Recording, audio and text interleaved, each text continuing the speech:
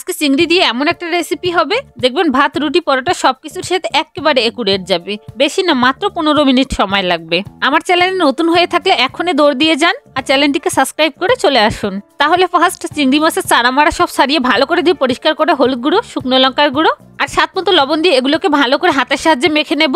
আর মেখে নেওয়া হয়ে গেলেই 15-20 মিনিটের জন্য রেস্টে রেখে দেবো।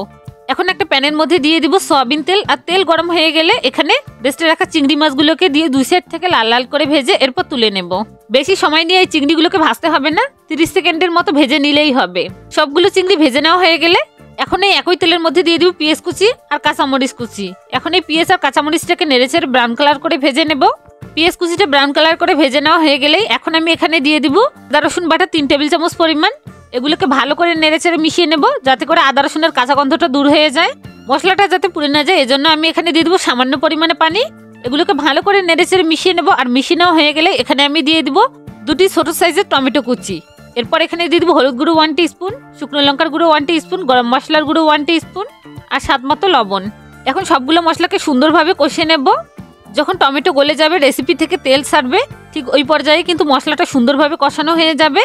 এখন এখানে গ্রেভির জন্য আমি দিয়ে দিব 2 কাপ পরিমাণে পানি। এরপর এগুলোকে ভালো করে নেড়েচেড়ে মিশিয়ে নেব। আর মিশিয়ে নেওয়া হয়ে গেলে এখানে ভেজে রাখা চিংড়িগুলোকে দিয়ে দিব। চিংড়িগুলোকে দিয়ে দেওয়ার পর এখানে দিয়ে দিব আমি টমেটো কুচি। আমি কিন্তু এখানে 3টি বড় সাইজের টমেটো কুচি করে কেটে নিয়েছি। এরপর সবগুলো উপকরণকে ভালো করে মিশিয়ে ঢাকনা দিয়ে ঢেকে দেব।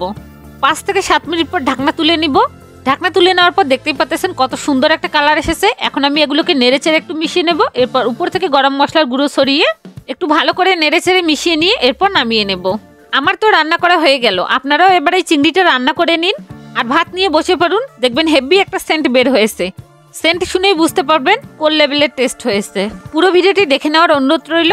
আর চ্যানেলে নতুন হয়ে থাকলে অবশ্যই চ্যানেলটিকে সাবস্ক্রাইব করে রাখবেন। আল্লাহ হাফেজ।